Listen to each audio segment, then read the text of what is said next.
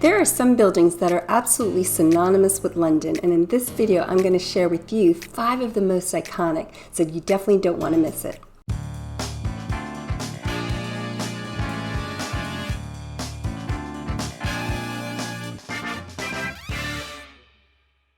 Hi everyone, thanks so much for checking out my YouTube channel. I'm Arinzeh with Onyx Property Team and Keller Williams. I am a London-based property agent, and on my YouTube channel you're going to definitely discover some fabulous things, not just about the London property market, but also living in this incredible city. If you're new to my channel or if this is your first time, please make sure to hit that subscribe button and the like button and leave me a comment as to what you think of the content. Having lived in London for almost 10 years, I can definitely say it is one of the world's most historic and famous cities. Well, I've got to admit that I call the capital's architecture a bit schizophrenic, and that's really as a result of the blend of old and classic with some pretty far out modern buildings that are scattered throughout the city. That's a result of much of the city being bombed during World War II and having very lax planning laws in the things that came up in the aftermath. So you could have a very classic, notable building next to a very harsh, modern building, but I think that's really what makes the city so rich in its skyline. So first up, we're going to talk about the Shard, the tallest building in all of Western Europe. While it's relatively new to the London skyline, at over 1,000 square feet tall, it towers over the other buildings. Located at London Bridge, from the top you have views going 40 miles out in every direction. Started in 2009 and opened in 2012, the pyramid-like structure emerges from the Thames River nearby. It was designed by architect Arinzeh, who was inspired by the railway lines nearby, the London spires depicted by the 18th century Venetian painter Canaletto, and the masts of the sailing ship. His vision was to create a vertical city, and today the Shard is home to many different occupiers, including the Shangri-La Hotel, educational and medical offices, retail, restaurants, and is a major tourist attraction. Restaurants and bars include the Aqua Shard, Oblix, Hutong, Bar 31, Ting, and Gong. The viewing galleries are located on the 68th, 69th, and 72nd floors. You can book tickets to visit. Let's just hope it's a clear and sunny day when you're there. But while you're there, make sure to enjoy afternoon tea or brunch at one of the restaurants that I've mentioned. Now let's talk about Big Ben. Big Ben is actually the nickname of the 4-sided clock at the north end of Westminster Palace, which is a seat of government in the UK. The official name of the clock tower was renamed the Elizabeth Tower in 2012 to mark the Queen's Diamond Jubilee. As one of the most famous of London's signature structures, Big Ben is recognized the world over. The tower was designed by Augustus Pugin in a neo-Gothic style and completed in 1859. It stands 315 feet tall and 39 feet on each side, and the dials are 23 feet in diameter. The climb from the ground level to the belfry is 334 steps. It chimes 4 times an hour, every 15 minutes. No one truly knows how the nickname came to be, but is one of the most prominent symbols of democracy and is often featured in films. It's a Grade 1 listed building and was declared a UNESCO World Heritage Site in 1987. It has been under major restoration since 2017, with plans to reglaze and repaint the clock dials and include a lift. With a few exceptions, the bells have been silent until completion in 2021. I know personally I'm looking forward to all that scaffolding coming down and being able to see the magnificent Big Ben once again. Well, we can't talk about Big Ben without talking about the Houses of Parliament, or more formally, the Palace at Westminster.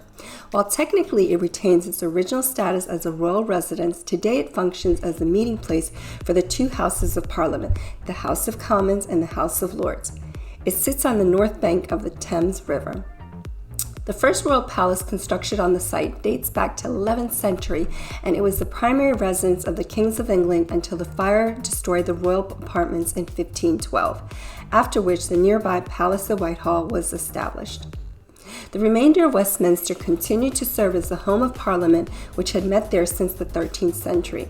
In 1834, another fire, this one even bigger, destroyed the rebuilt Houses of Parliament, and the only significant medieval structures to survive were Westminster Hall, the cloisters of St. Stephen's, the Chapel of St. Mary Undercroft, and the Jewel Tower. Designed by architect Charles Barry in the Gothic Revival style, the new space had 1,100 rooms arranged symmetrically around two series of courtyards. Augustus Pugin, who designed the Big Ben clock tower, assisted Barry with the interior of the palace. Construction began in 1840 and lasted 30 years, even including the deaths of the two architects. The facade is a beautiful golden-like stone. Originally, it was the sandy-colored Anston limestone, but the stone soon began to decay due to pollution and the poor quality of some of the stones selected. Much of the stone was replaced starting in 1928 to a honey-colored limestone from Rutland, but pollution once again took its toll. An external renovations and restoration program began in 1981 and ended in 1994. It too is a UNESCO World Heritage Site. So have you been to London and visited any of the 3 buildings I've mentioned so far? I definitely know that you won't want to miss them in your next trip to London. Make sure to leave me a comment below and share some of your favorite iconic buildings of London. Continuing with our list of the most iconic buildings of London, I'm not sure this list would have any legitimacy if I didn't include Buckingham Palace. For most people, no first trip to London is complete without visiting Buckingham Palace and taking a picture in front of that famous building and unfortunately those black wrought iron gates that separate us from actually getting to the building. Buckingham Palace is the London residence of the reigning monarch of the United Kingdom, so in essence it's where the Queen hangs out when she's in town. The building at the core of the palace was originally built in 1703 as a private residence and was acquired by King George II in 1761 as a private residence for Queen Charlotte, at which point it became known as the Queen's House. During the 19th century, it was expanded by architects John Nash and Edward Bloor, who added 3 wings around a central courtyard. It became an official residence by Queen Victoria in 1837. The last major additions were made in the late 19th and early 20th centuries, including the East Front, which contains a well-known balcony on which the royal family traditionally congregates to great crowds. Part of the palace was destroyed during World War II, and the Queen's Gallery was built on the site. The staterooms used for official and state entertaining are open to the public each year for most of August and September, and on some days in winter and the spring. Finally, on our top 5 list of most iconic buildings of London is the London Eye. While many might know it by sight, some might not know what it's actually called. I kind of think of it as this future-looking Ferris wheel that sits along the south bank of the Thames. What I didn't know is that it's the most popular paid tourist attraction in the UK with over 3 million visitors annually. Formerly called the Millennium Wheel, it is a slow-moving observation sphere that rises 443 feet tall and has a diameter of 394 feet.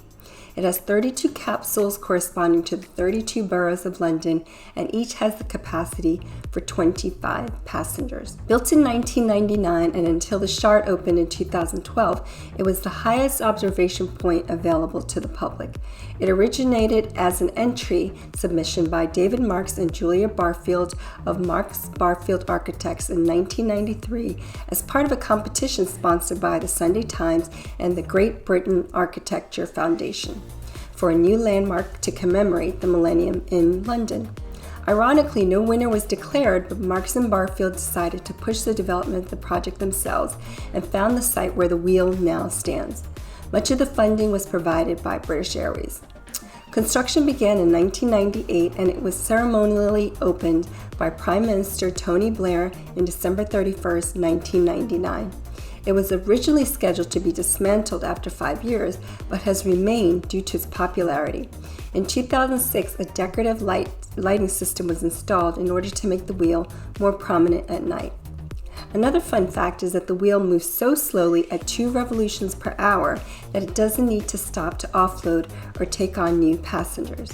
So what did you think of the 5 buildings I featured as the most iconic in all of London? Arguably, there's so many more that should be included, so I'd love to do subsequent videos on the iconic buildings in London. So make sure to leave me a comment, let me know the ones that you think should absolutely be featured. And don't forget to hit that like and subscribe button to let YouTube know that I'm putting out great content. Want to know more about living in London? I've also got a free Living in London guide that's free to download, so make sure to click that link that'll be in the description box below.